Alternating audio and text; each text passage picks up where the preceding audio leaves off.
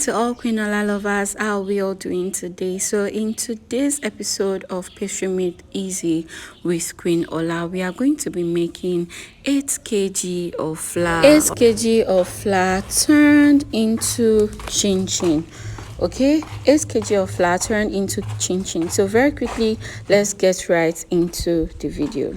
So in a bowl, you are going to have 8 kg of flour. You are going to be sifting 8 kg of flour, which is also equivalent to 64 cups of flour. That is 8 times 8, right? And then you are going to be measuring 2 kg of sugar. We are also going to be using 8 margarine for this recipe. Now, this particular order, I used 7.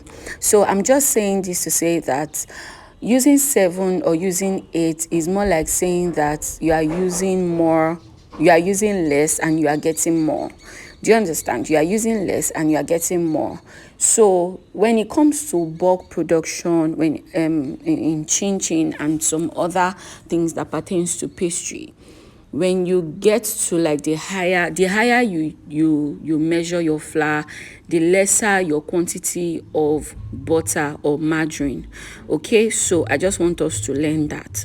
So being that I'm using 8 kg of flour, you could literally go and use 8 of the 250 gram of margarine. Okay, but I used 7. Sometimes I use 8. So it all depends on you, because you should be in control of your pastry. Now for the eggs, we used 16 pieces of eggs, and just like you already know, 1 kg of our recipe equals 2 eggs. Okay, so when we were done prepping the ingredients, we decided to clean. Just like you already know, your table should always be kept clean. Okay, we proceeded to adding our dry ingredients together, and you also when we added the sugar. So after the sugar, we added in 3 milk mix flavor, which is usually the game changer, and then we also added in 3 nutmeg. Yes, we added in 3 nutmeg. These particular packages were going out of Lagos, so we needed to make it as yum as possible. Now when you are done adding in all that, yes, I think I forgot to add that we also added baking powder off camera, and we also added the preservative. All right, so the list of the ingredients, the exact measurement of the ingredient that we used will be dropped in the description box as usual. So when you are done doing that, you can see the way I am mixing it. Like, see, so apparently this order was done by just myself.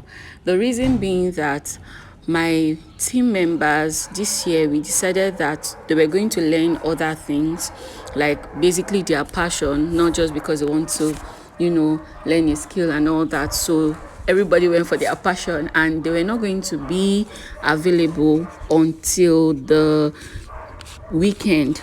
Okay, so they are not going to be available until the weekend.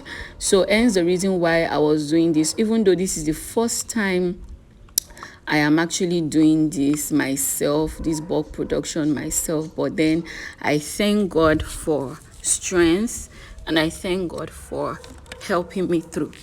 So when I finished mixing all the dry ingredients together, I now added the 7 margarine. So I added the 7 margarine to this recipe. Now when you are done adding in the margarine, the next thing you want to do now is to incorporate the margarine into the dry ingredients. Okay, so when you are done incorporating it properly, ensure to get a breadcrumb like texture. You really do not want any margarine to be poking out when you are frying. If not, it will make your flour or your oil very foamy. Okay, because you know that if it gets heated up, if margarine gets heated up, they become oily. It becomes oil basically. So after doing that, we created an hole into the flour. All right, and then we added in is now, and then we added in our wet ingredients, which is the eggs and the water. Now guys, we have good news. For this recipe, we were able to, measure out the amount of cups we use. So we used a total of 10.5 cups of water for this recipe. Understand that, just like I've already been teaching so far, right? Your water depends on the type of flour you are using. Your wet ingredient depends on the type of flour, not that at once you are going to measure out 10. Okay, that's not how it's being done. All you just need to do is be adding in your water little by little. In fact, I first of all used 8 cups of water for this recipe. Then when I mixed it finished, I now added in the remaining 2.5 cups, which is a total of 10.5 cups of water. And this can actually change depending on the type of flour you are using, and also depending on the quantity you are also using. All right, so let's continue. Now, all you need for your rolling and cutting is your pizza cutter, your rolling pin, and then you also need your dough. You can see the way I roll them in balls so that they are going to be very easy for me to roll. So after doing this, you are going to be flouring your surface slightly. Okay, you'll flour your surface slightly, and then you are going to roll from the middle to the top, and from the top to the middle back down.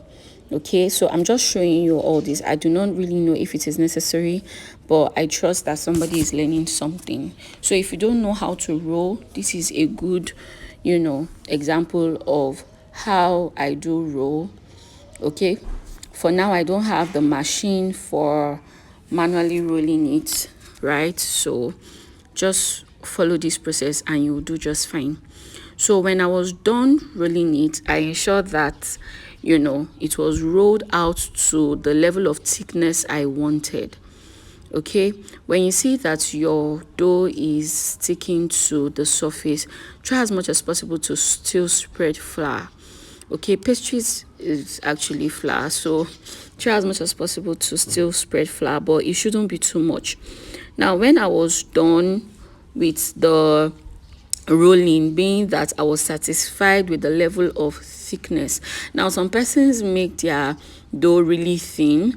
Everything just depends on what you really want to achieve as the taste of your chin chin, or as the size of your chin chin. So when I was done doing this, the next thing I did was to use the pizza cutter to cut the chin chin horizontally and vertically.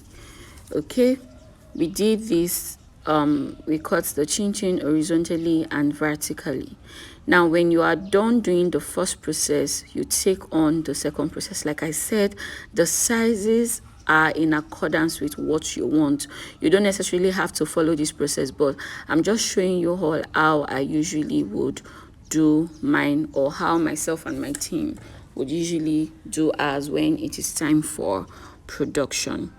Okay, so the next thing you want to do now for the frying method is for you to pour in your oil. I'm using the King's oil because it has always made my chin chin really dry, and it has this very perfect feel. So I added in the oil to the pan, and then I allowed it to heat up a bit.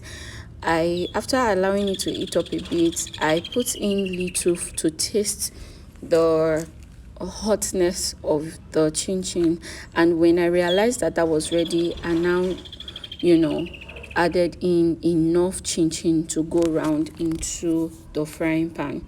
Now, one key rule about frying your chin chin is that you shouldn't overcrowd your pot. If not, one side will be burning or one side will be getting ready faster than the other.